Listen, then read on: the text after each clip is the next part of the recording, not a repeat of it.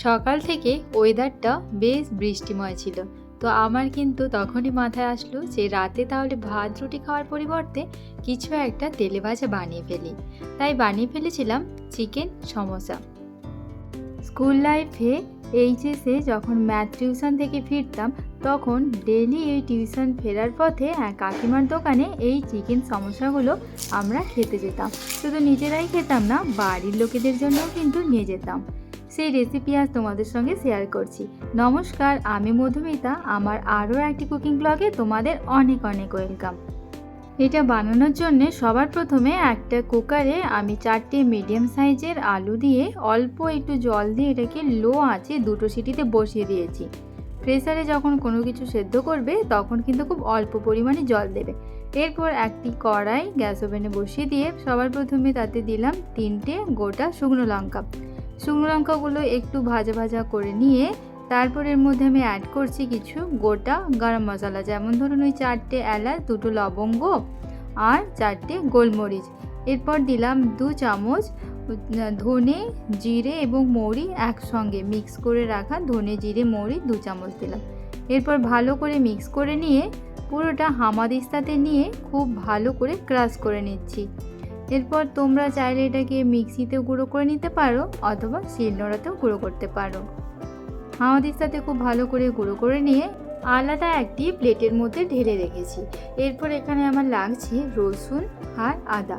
এখানে আমি একটি মিডিয়াম সাইজের রসুন নিয়েছি, তবে সেটার থেকে 10-12টা কোয়া ছাড়িয়ে নিয়েছি। আর এখানে প্রথমে আমি 1 ইঞ্চি আদা নিয়েছি। এরপর আমি রসুনগুলো এভাবে ছাড়িয়ে নিচ্ছি। আর আদাটা যখন আমি ছাড়িয়েছিলাম তো তখন দেখলাম যে আদাটা কিন্তু অনেকটা অংশ প্রায় পচে গেছে। এখন বর্ষার সময়তে কিন্তু আদাগুলোতে বেশ জল পড়ে আদাগুলো একটু নষ্ট হয়ে গেছে। তো আমি আবারও 1 ইঞ্চি আদা নিলাম, মানে টোটাল 2 ইঞ্চি আদা নিয়ে একদম ওই যে জল জলে ভাবগুলো আদার, সেগুলো খুব ভালো করে নাইফ দিয়ে আমি চেঁচে নিয়েছি। তারপর এখানে একটি মিডিয়াম সাইজের গোটা পেঁয়াজ নিয়েছি। পেঁয়াজটা ভালো করে ছালটা ছাড়িয়ে নিয়ে ধুয়ে নিয়ে তারপর পেঁয়াজটা কেটে নিয়েছি। এরপর হামাদিস্তাতে আদা আর রসুন একসঙ্গে আমি থেঁতো করে নিচ্ছি। তো আমি এটাকে আর শিলনোড়াতে বাটছি না, আমি এইভাবে খুব ভালো করে একদম ফাইনভাবে এটাকে একটু থেঁতো করে নিয়েছি। এরপর আমি এখানে 250 গ্রাম চিকেন নিয়েছি। এখানে সব মাংসের পিসগুলো এখানে হাড় ছাড়া, মানে বোনলেস পিস আমি এখানে নিয়েছি। তো এখানে নাইফ দিয়ে চিকেনগুলো খুব ছোট ছোট টুকরো করে কেটে নিচ্ছি। তোমরা যদি না চাও বাড়িতে কাটতে, তখন দোকানে বললেও কিন্তু তারা ছোট ছোট কিমা করে কেটে দেয়। ভালো করে চিকেনগুলো আমি কেটে পাত্রের মধ্যে নিয়ে নিলাম। চিকেনগুলো কিন্তু আমার ধোয়া ছিল। তারপর একটি কড়াই বসিয়ে দিয়েছি গ্যাস ওভেনে, দিলাম বেশ কিছুটা পরিমাণ সরষের তেল। 1/4 কাপ সরষের তেল দিয়েছি। তারপর দিয়েছি সামান্য একটু চিনি। চিনিটা ক্যারামেলাইজ হয়ে উঠলে তার মধ্যে দিয়েছি পেঁয়াজ। তো পেঁয়াজটা এইরকম লাল লাল করে ভেজে নিয়েছি।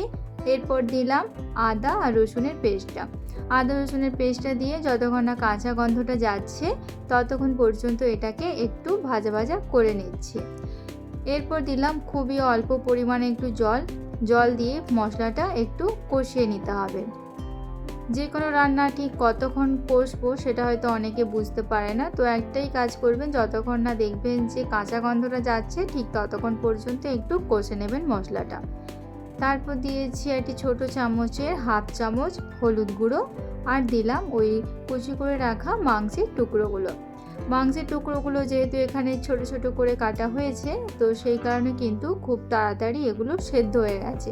সেদ্ধ হতে খুব বেশি টাইম লাগে না, মোটামুটি 5 থেকে 7 মিনিট মতো লেগেছে আমার এই মশলাটা কষাতে, মাংসটা কষাতে।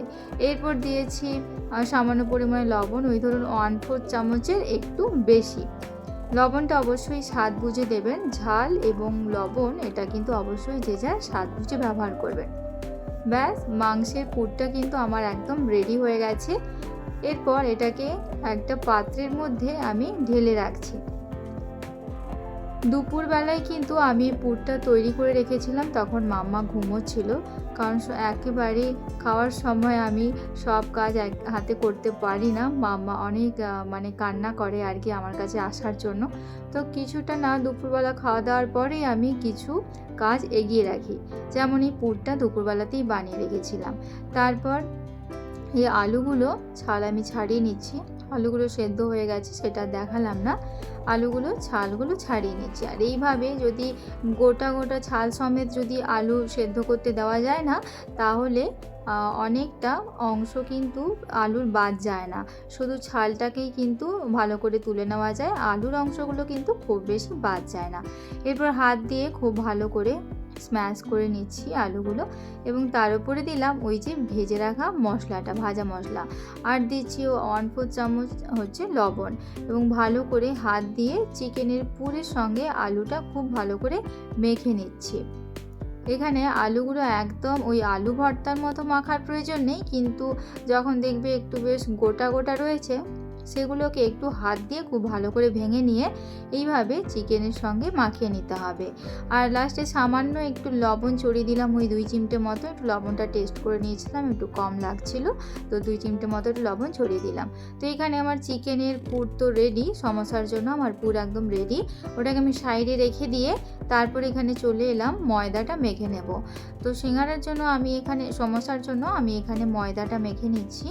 আর 2 বাটি আমি এখানে ময়দা নিয়েছি, আর 1/4 কাপের একটু কম, বা ধরুন ওই 4 থেকে 5 চামচ মতো সাদা তেল নিয়েছি, এবং হাত দিয়ে খুব ভালো করে প্রথমে ময়দাটাকে তেলের সঙ্গে মিক্স করে নিচ্ছি। দেখবেন সিঙ্গারাটা তত বেশি খাস্তা হবে যত ভালো করে ময়দাটাতে ময়ান দেওয়া হবে। এইভাবে হাত দিয়ে যখন চেপে ধরবেন তখন দেখবেন যে ডালাটা নিজের থেকেই ভাঙছে না, একটু হাতের আঙুল দিয়ে প্রেস করে ভাঙতে হচ্ছে, তখন বুঝতে পারবেন যে ময়ানটা কিন্তু খুব ভালো করে হয়ে গেছে। এরপর খুবই অল্প অল্প করে জল দিয়ে এখানে ময়দাটা আমি মেখে নিচ্ছি। তো ময়দা মাখার সময় আমি একটা ট্রিক্স করি, যেটার জন্য আমার আটা হোক বা ময়দা সেটা কিন্তু খুব তাড়াতাড়ি মাখা হয়ে যায়। প্রথমে অল্প একটু জল দিয়ে হাতের আঙুল দিয়ে ময়দাগুলোকে একদম জড়ো করে নিই, তারপরে এইভাবে মেখে নিতে আমার আর কোনো অসুবিধে হয় না, খুবই চটজলদি কিন্তু এটা মাখা হয়ে যায়। আর এই সমস্যাটা যেহেতু খাস্তা হবে, তার জন্য কিন্তু এটাকে একদম নরম করে মাখা যাবে না, খুবই অল্প অল্প পরিমাণ জল দিয়ে একটু শক্ত শক্ত করে এটাকে মেখে নিতে হবে। দেখুন এখানে কিন্তু আমি ময়দাটা খুব ভালো করে মেখে নিয়েছি। এখন এটার থেকে আমি লেচিগুলো কেটে নিচ্ছি। লেচিগুলো একটু বড় বড় করেই কাটবো, মানে আমরা যেরকম রুটি বানাই, রুটি বানানোর জন্যে যেরকম সাইজে লেচিগুলো কেটে থাকি, ঠিক সেই সাইজ করে এখানে লেচিগুলো আমি কেটে নিচ্ছি। আর এখানে আমার মোটামুটি গোটা ওই 4 থেকে 5টা মতো লেচি হয়েছিল। লেচিগুলো এইভাবে আমি কেটে নিলাম। এখন হাত দিয়ে গোল করে, প্রথমে একটা একটা লেচি এইভাবে হাত দিয়ে গোল করে একটু হাতের ওপর প্রেস করে আমি লেচিগুলো তৈরি করে নিচ্ছি। এরপর পুরোগুলো তৈরি হয়ে গেছে। এরপর একটা ময়দার আঠা তৈরি করে নেব। সে জায়গায় আপনারা জলও ব্যবহার করতে পারেন, ওই সমস্যার মুখটা বন্ধ করার জন্যে। এই আমি আঠাটা তৈরি করে নিচ্ছি। এখানে আমি কিছুটা ময়দা নিয়েছি, ময়দাটা কোনো মাপ করে নিইনি, কিছুটা নিয়েছি, আর অল্প অল্প জল দিয়ে একটা বেশ ঘন একটা পাল্প তৈরি করে নিচ্ছি। এটা যেন কোনো লাম্পস না থাকে, এই রকম একটা ঘন পাল্প তৈরি করে নিতে হবে। তবে আমি না জলের পরিবর্তে এই ময়দার আটাটা ব্যবহার করলে আমি দেখি আমার সিঙ্গারা মুখটা কিন্তু খুব ভালো করে বন্ধ হয়। এরপর একটা বেলনি চাকির ওপরে বেশ কিছুটা ময়দা নিলাম একটু চামচে করে, তারপর এক একটা লেচি এইভাবে পুরো ময়দার গায়েতে, লেচির গায়েতে ময়দাটা লাগিয়ে নিয়েছি। তারপর এটাকে রুটির মতো খুব বড় করে কিন্তু এটা বেলে নিতে হবে। তো একটু চেষ্টা করবে যাতে এটাকে একটু গোল করে বেলে নেওয়া যায়। আমারও কিন্তু খুব একটা গোল হয় না, রুটি বলুন বা লুচি খুব একটা বেশি গোল হয় না, তাও আমি মোটামুটি একটা সাইজ দেওয়ার চেষ্টা করি। আর তা যদি তোমরা না পারো যে ঠিকঠাকভাবে ঘুরিয়ে এটাকে গোল করতে পারছো না, তখন কি করবে, বেলনি চাকিটাকে একটু ঘুরিয়ে ঘুরিয়ে এটাকে গোল করে নেবে, আর খুবই পাতলা করে এটাকে বেলে নেবে, যেন মোটা লেয়ার যেন না হয়, একটু বেশ পাতলা করে এই রকম বড় করে কিন্তু বেলে নেবে। খুব বড় করে এটাকে আমি বেলে নিচ্ছি। আর দেখো কতটা পাতলা লাগছে এটা। আর যদি ময়দা লাগে তাহলে অল্প একটু ময়দা ছাপিয়ে ছাপিয়ে তোমরা এটাকে আরও ভালো করে বেলে নেবে। এরপর মাঝখান থেকে একটা নাইফ দিয়ে কেটে নিলাম, দুটো পার্টিশান করে নিলাম। এরপর দুটো পার্টিশান করে দুটো অংশকে একটু দূরে দূরে রাখলাম।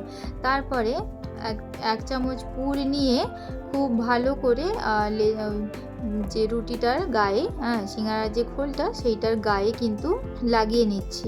আর পুরটা দেখো ঠিক কোন জায়গায় রেখেছি, একদম মিডিলেও নয় বা একদম কিন্তু ধারেও নয়, মিডিল থেকে একটু সরিয়ে রেখেছি। তারপর একটা সাইড এইভাবে চেপে একটু টেনে এইভাবে চেপে দিতে হবে। একটু টেনেই কিন্তু চাপবে, নাহলে কিন্তু পুরটা সহজে কভার হবে না আর কি। তারপর এই অংশটাকে ঘুরিয়ে নিয়েছি, ঘুরিয়ে নিয়ে এইভাবে নাইফ দিয়ে মাঝখানটা একটা সাইডটাতে এইভাবে একটু লম্বা লম্বা করে ছুরি দিয়ে কেটে আরেকটার ওপরে আরেকবার এরকম টেনে আবার ওটাকে চেপে দিলাম। তাহলে দেখো কত সুন্দরভাবে এখানে সিঙ্গারাটা সমোসাটা তৈরি হয়ে গেল। আমি বারবার সিঙ্গারা বলছি, আমরা সিঙ্গারা বলেই অভ্যস্ত, কিন্তু এখানে ওই কাকিমার দোকানে কিন্তু এটাকে সমোসা বলতো। ওই সিঙ্গারা বললে ওরা এমনি সিঙ্গারা দিয়ে দিত, আর সমোসা বললে কিন্তু এই চিকেন সমোসাটা দিত। তো এই রকমভাবে কিন্তু ওখানে সমোসাটা বানাতো। একটা আমি বানিয়ে নিয়েছি, এটা প্লেটের মধ্যে রেখে দিচ্ছি। তো আরও একটা দেখো তোমাদের বানিয়ে দেখাচ্ছি, সেমভাবে বানিয়ে দেখাচ্ছি।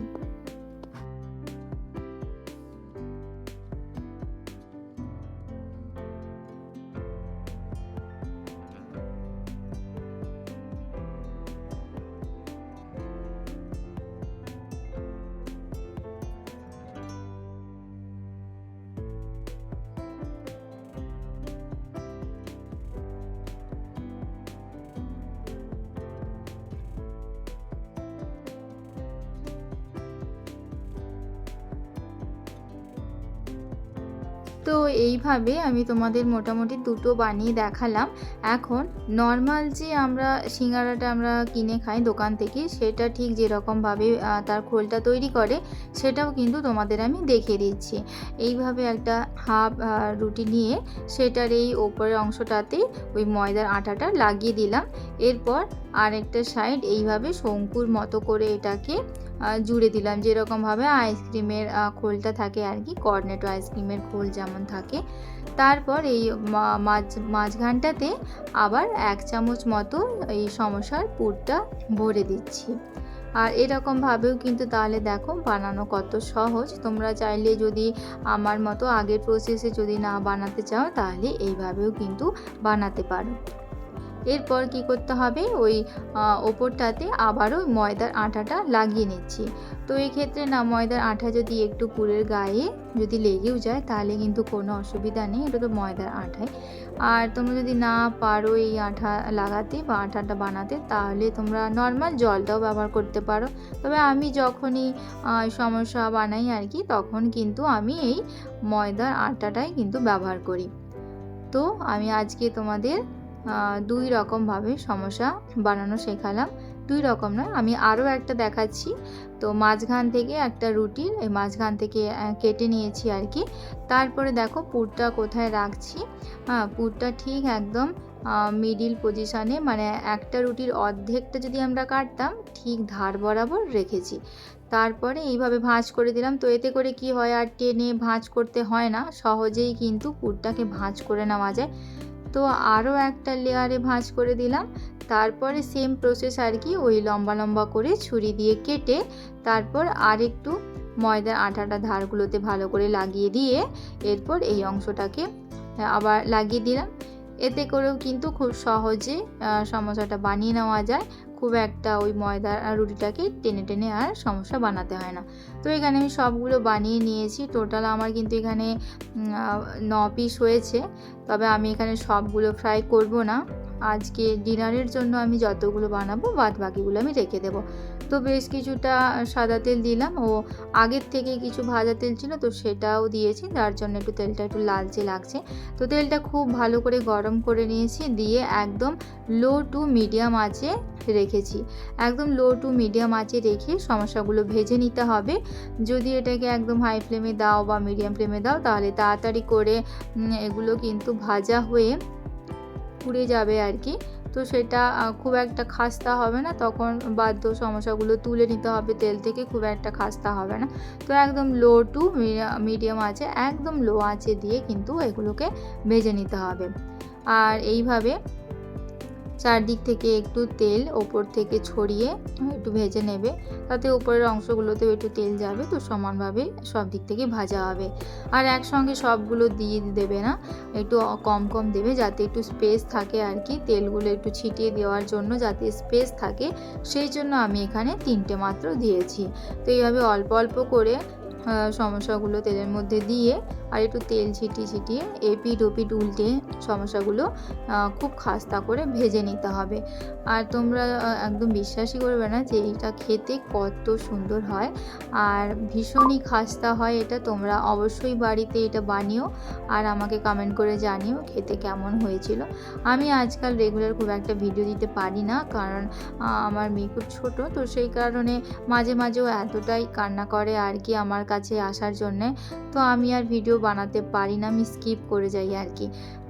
তো এই 3টে ভাজা হয়ে গেছে, এগুলো আমি তুলে নিয়েছি। আর যাতে তেলগুলো একটু খুব ভালো করে অ্যাবজর্ব হয়ে যায়, তো সেই জন্য একটা থালার মধ্যে নর্মাল একটা সাদা পেপার নিয়ে তার উপরে সমোসাগুলো তুলে নিয়েছি। এক্ষেত্রে তোমরা টিস্যু পেপারও ব্যবহার করতে পারো। এইদিকে আরও 3টে সমোসা আমি ভেজে তুলে নিলাম। আর সমোসাগুলো কিন্তু ভীষণ খাস্তা হয়েছে, তোমরা কিন্তু এভাবে যদি না বানাও নাহলে কিন্তু বুঝতে পারবে না। অবশ্যই তোমরা বাড়িতে বানিও আর খেতে কেমন হয়েছিল আমাকে কমেন্ট করে জানিও। যদি আমার ভিডিও ভালো লাগে তবে অবশ্যই আমার চ্যানেল এবং আমার পেজটি লাইক, শেয়ার এবং ফলো করে দিও আরও নতুন নতুন রেসিপির জন্যে।